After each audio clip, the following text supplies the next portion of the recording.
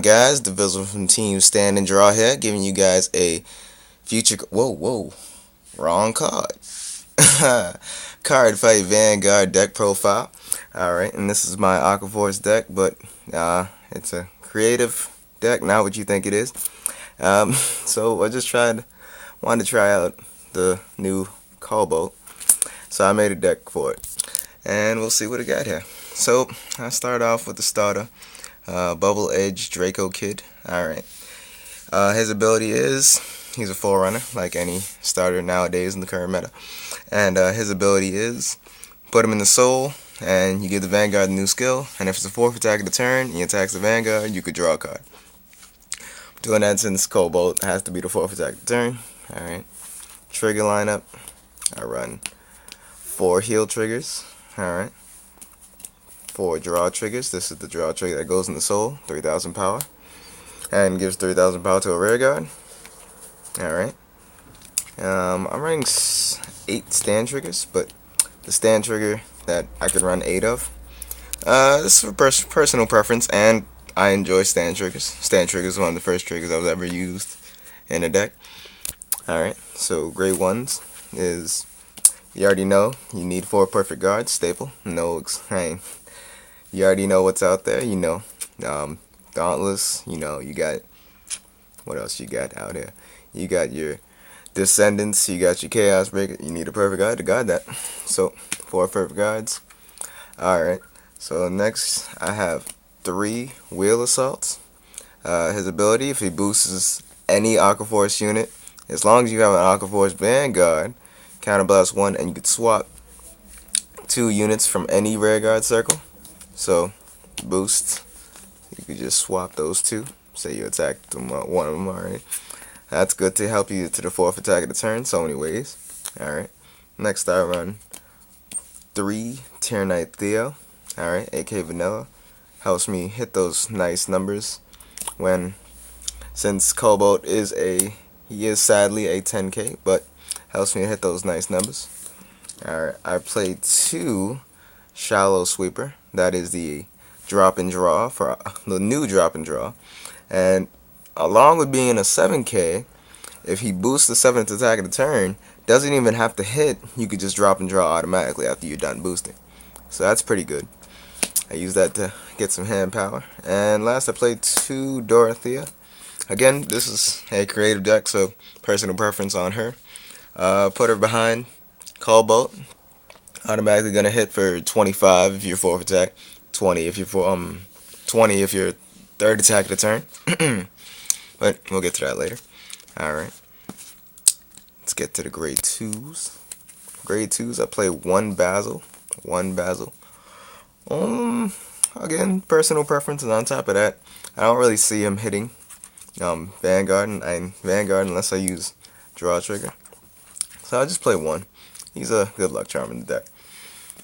I play 3 of the Battlestern Castile, or Calistee. Sorry if I'm saying the name wrong. This card just came out in set 13. And its ability is, if the attack hits the Vanguard, I can stand up another rear guard by counterblasting 1, and that unit gets 5k. And of course the attack has to be the 4th attack of the turn, have to hit the Vanguard. But along with that, that does cause pressure. It does cause pressure that makes my opponent want to guard that, because then I'm going to keep the attack going. Alright. Then I play 3 Tyrannite Lazarus, 10k base. This is your general ride, because 10k body at grade 2 is always good. That helps to guard against Mobius Breath or tedious cards that have effects like that.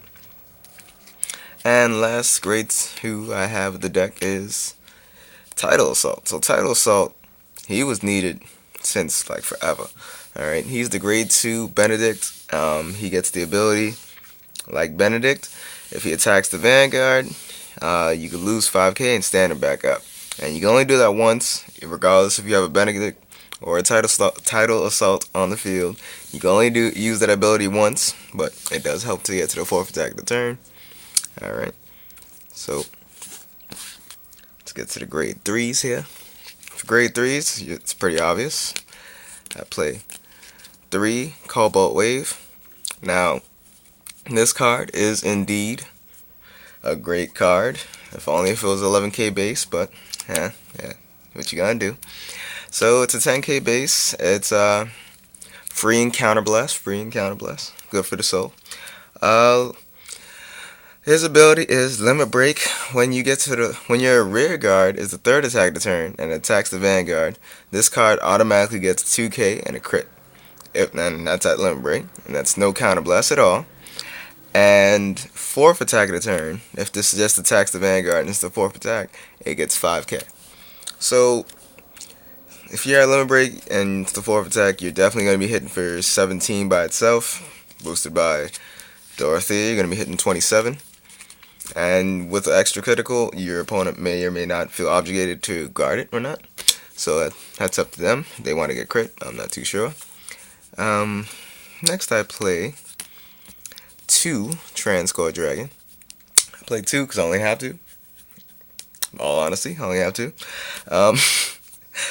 And also it's a creative deck, so just felt like doing that. And the other raid 2 I play is Before and After Maelstrom.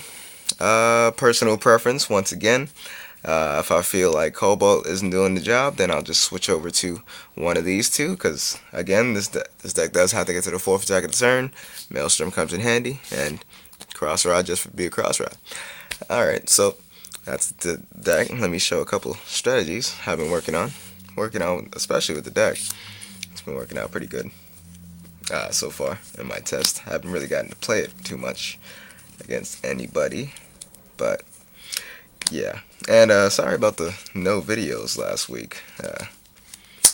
I had a serious paper to do, so couldn't do that. Crazy. Alright, so I don't know, crazy booster. Let's just say you had Dvzl on the field, and before you called it Dvzl. Alright, so say you're at 4 damage. Good 4 damage.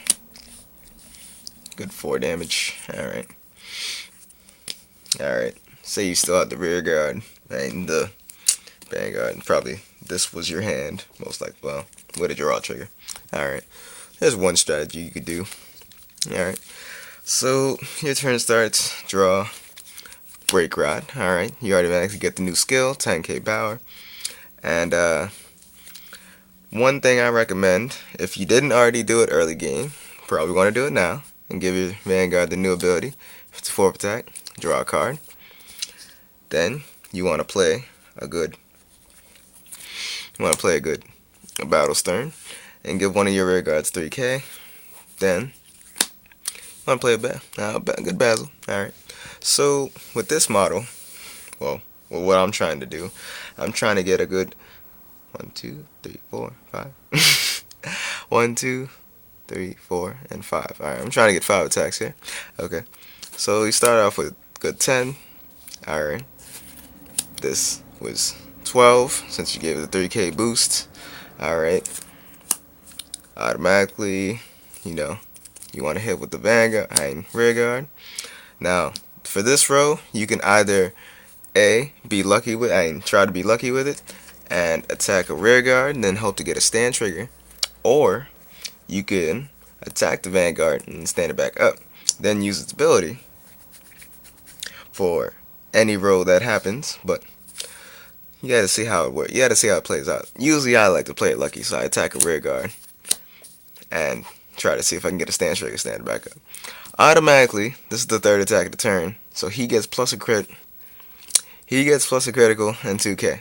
Alright. Attack the vanguard. Alright. So automatically, 3rd attack of turn, 10k booster. This is automatically hitting for 37.